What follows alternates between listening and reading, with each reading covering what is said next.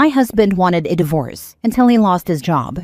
Am I the a-hole to follow through with filing?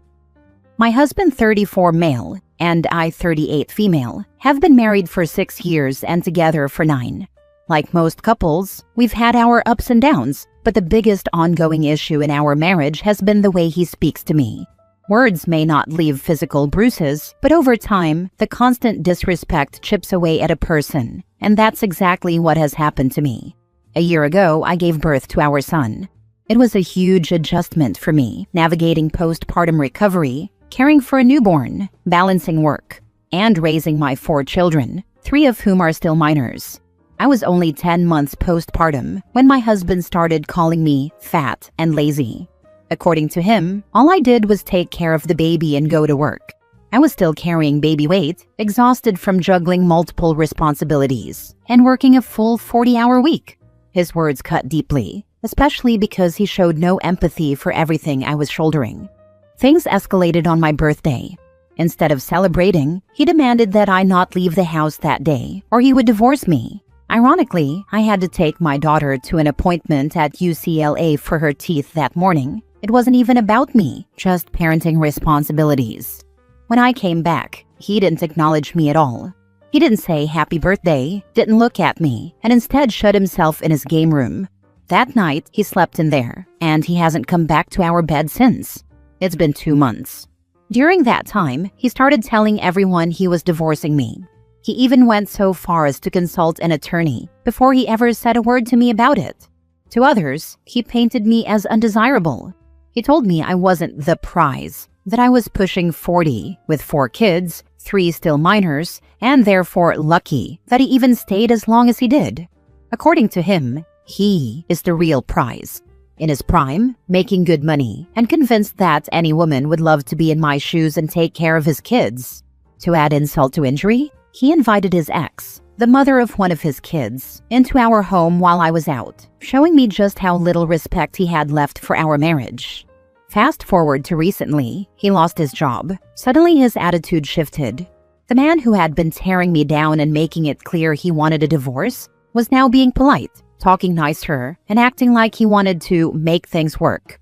But by then, I had already made up my mind. His actions showed me where I stood in his life. To me, it didn't feel like he truly wanted me. It felt like I was just his safest fallback option now that he had nothing else. When I told him I was still moving forward with separating, he immediately flipped the narrative. Now he's telling his family and friends that I'm a gold digger. According to him, I'm leaving because he lost his job, not because of the months of cruelty, disrespect, and humiliation he put me through. He tells people he wanted to fix our marriage, and that I'm the one giving up. But the truth is, he initiated this when he treated me like I was disposable. I don't see it as me walking away out of convenience. I see it as me following through with what he started. He showed me repeatedly that I wasn't valued, that he didn't respect me as a wife, or even as the mother of his children. Losing his job doesn't erase all of that. So am I really the a-hole for moving forward with separation after everything he put me through? Now for the top comments. He's realizing that nobody wants an unemployed jackass who verbally abuses his postpartum wife. Leave him and focus on creating a healthy life for yourself and your kids without his toxic behavior dragging you down. Exactly. He's just trying to save face now. She's already been through so much postpartum. A new baby, 4 kids, work, and his verbal abuse isn't acceptable. Leaving him is the right move for her and the kids. Wait, he brought his side piece, baby mama, to your house? Oh my God, girl. You are not the a-hole unless you stay with his class A clown. Lawyer up and get what's yours. Oh, he's spinning right now. He built up an idea in his head where he was the be-all end-all and just found out that he's just lucky. Now that he knows what he's actually worth, he wants to hold on to you, as you are better than him on his own. So narcissistic. Wow, nah, you're good. Not the a-hole. Just remember to tell everyone what a gold digger he is, and that he only wants you for security and money on your way out. 100% not the a-hole. Leave useless behind. Totally agree. He thought he was the catch, but now he's just scrambling. You're definitely not the a-hole for prioritizing yourself and your kids. Next story. Am I the a-hole for ruining my girlfriend's plans for when she goes into labor? A bit of backstory. My girlfriend is pregnant and due in September. In May, I found out she had started using nicotine pouches during her pregnancy. She had quit a year before. She promised me she would stop immediately, but a month later I found more boxes, used pouches in her bags, and a receipt showing she had bought more right after promising to quit. We fought, and she didn't take responsibility. She claimed her midwife told her it was better than her stressing during pregnancy, which a doctor friend confirmed is false. She said she would keep using them and would quit 5 weeks before the due date and tell me every time she took a pouch until then. During that period, she was taking at least 4 a day. She now claims she has quit 7 weeks before the due date, though I found some pouches afterward. I decided to trust her again. On to the issue now. Yesterday, we visited the hospital to see delivery rooms. The 7th floor has nice rooms with a view. The 1st floor is more basic but has better equipment for monitoring the baby. She wants the 7th floor. At a meeting with her midwife, I clarified whether anyone had said nicotine pouches were safe and wanted to ask about the risks associated with it. Since she had claimed to me that her midwife said it was safe, I wanted her to calm my nerves. The midwife said she has never said that and seemed genuinely shocked. Then my girlfriend said it was actually the ultrasound technician who said that. The midwife said hospital guidelines require her to deliver on the 1st floor if she has been using the pouches, so the baby can be properly monitored.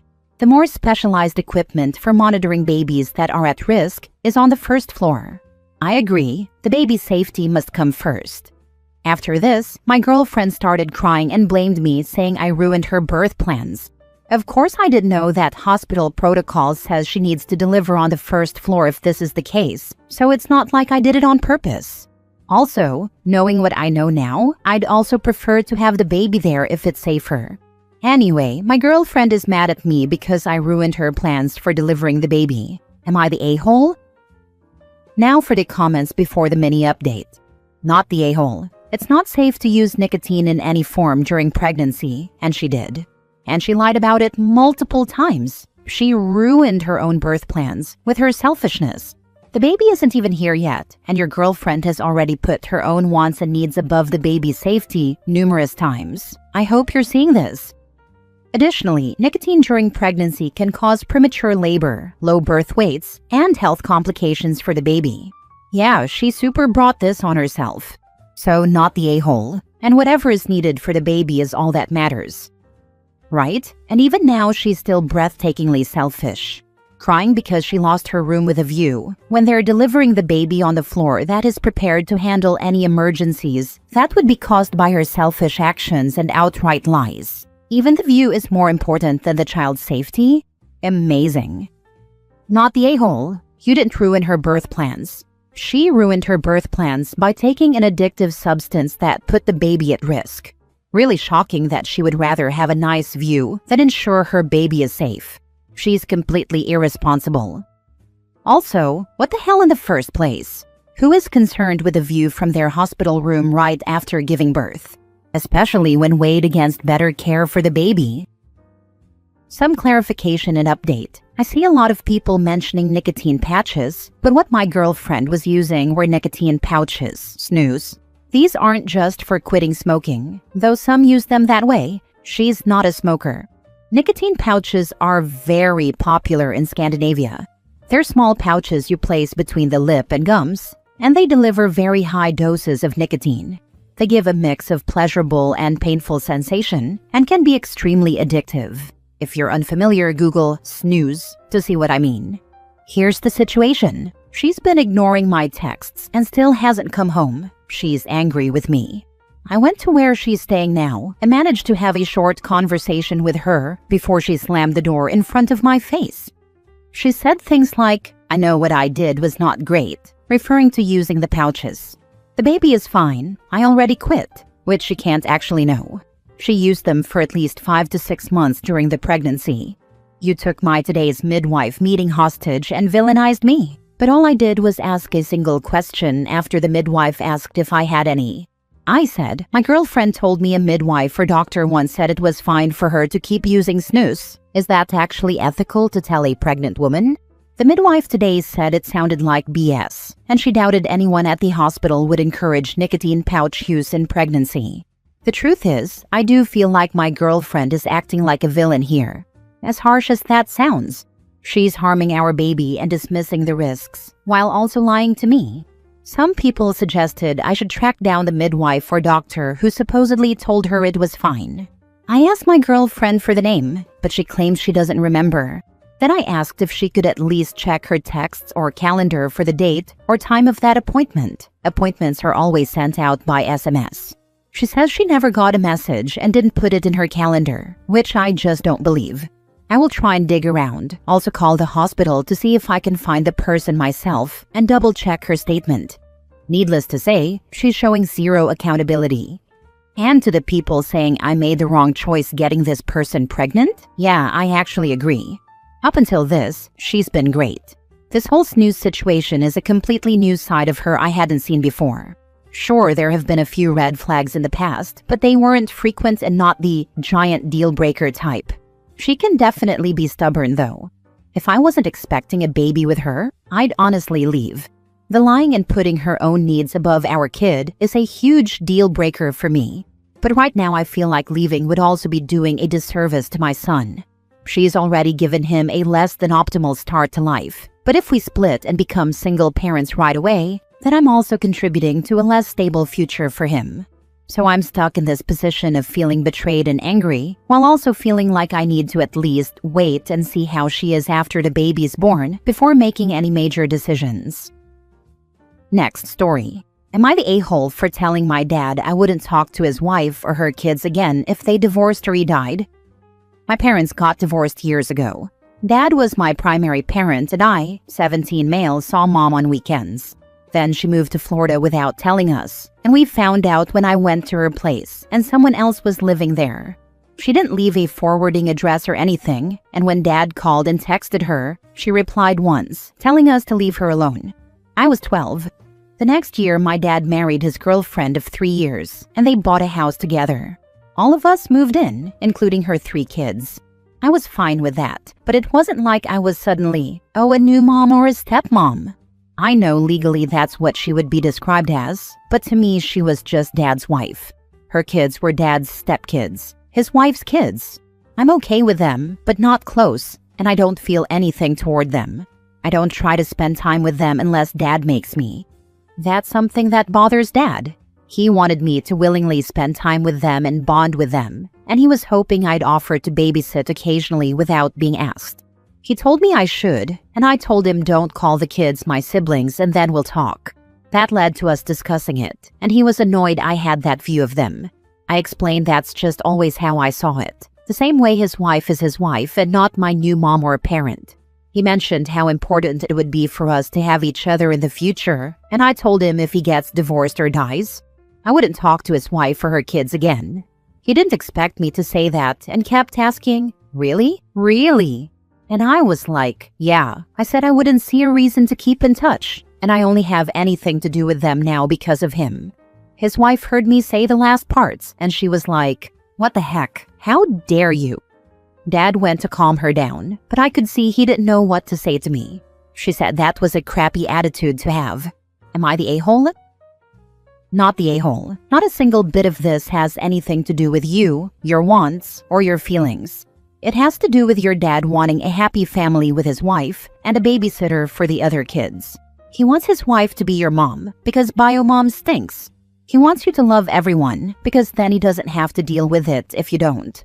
I'm sure his wife is upset because you won't just fall in line and your dad wants to make her happy. That's not on you to do, and it's not on you to take care of his stepkids, even occasionally, because that will turn into, "But they miss you. The kids want to do XYZ with you. Why won't you be a good big brother and watch them so mom and dad can have a date night? We need a break." No is a complete sentence, and you are close enough to 18 that you can tell them all to kick rocks soon if you so choose. Everyone needs to respect your choices, even if they don't like them. Facts. Too many parents try to force that one big happy family thing without realizing it just pushes kids further away. Cruelty. This is the reality for many blended families. The adults find their partners and build a new family, but the children's sense of security and belonging gradually slips away. Not the a-hole. How dare you? What does she honestly expect? I am pretty sure you don't call her mom, nor show her that you feel any other way from what you said. Why would anyone assume that their partner's kids from a previous relationship would keep in touch with them in the event of divorce or death, unless they had a very close relationship? Even if you liked a step-parent, a divorce is a divorce, unless you have an exceptionally close relationship. I have multiple ex-steps, great American family way. For the most part, I liked my step-parents, but they were my parents' current partners, and their kids were their kids. When divorces happened, it was okay. That door shut, life moves on. Your dad and his wife should be mature enough to understand how it works. You do. I blame the Brady Bunch. It set up unrealistic expectations of step families. Last story. Am I the a-hole for telling my sister she's not on the anniversary gift for our parents after she bailed on paying her half? My sister and I had a massive fight over the phone earlier, and now I'm sitting here questioning if I've just completely ruined our relationship. It's our parents' 40th wedding anniversary next month. It's a huge deal, so I wanted to get them something really special. I found a lovely weekend getaway for them at a hotel and spa in the Cotswolds that they've always wanted to go to. It was about £600 for the whole package. I messaged my younger sister Sarah with a link to the hotel and the price. Her exact text back was, "OMG, yes, that's a perfect idea. I'm totally in for half." So great. I thought we were on the same page. I'm generally the more organized one, so I went ahead, booked it to get a good rate, and paid the full amount on my credit card. I sent her the booking confirmation and said her half was £300 whenever she was ready. That was 3 weeks ago. I've sent her a couple of polite reminders since then and just got vague excuses like, "So sorry, been a mad week," and "We'll sort it on payday, promise." The anniversary is getting pretty close now and I needed to pay off the credit card bill. I called her this afternoon to properly ask what was going on. She was really evasive at first and then finally admitted that she can't really swing the full £300 right now. She said she thought I was just spitballing ideas and didn't think I'd go and book it without checking with her again. She then offered to chip in £50 or maybe £100 towards it. I was so angry. I told her that wasn't the deal she agreed to in her text. I said I'm not going to be left holding the bag for a gift she committed to. This is where I think I might be the a-hole. I got really heated and said, "Fine, if you can't pay your half, then the gift is just for me. I'll write the card, it'll have my name on it, and you can get them your own £50 gift." She completely lost it. She was crying and yelling that I'm a materialistic a-hole who cares more about money than family, and that I was threatening to make her look like a bad daughter to our parents.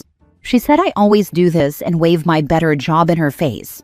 She hung up on me and now I feel sick to my stomach. On one hand, she bailed on a clear agreement and left me £300 out of pocket. On the other, I basically threatened to exclude her from our parents' 40th anniversary gift over money. It feels really ugly. Am I the a-hole? Not the a-hole. Don't put her name on the gift she had no part in putting together. You paid for it. You take the credit for it. Agree. OP thought of the idea, researched it, found it, put it together, and paid for it.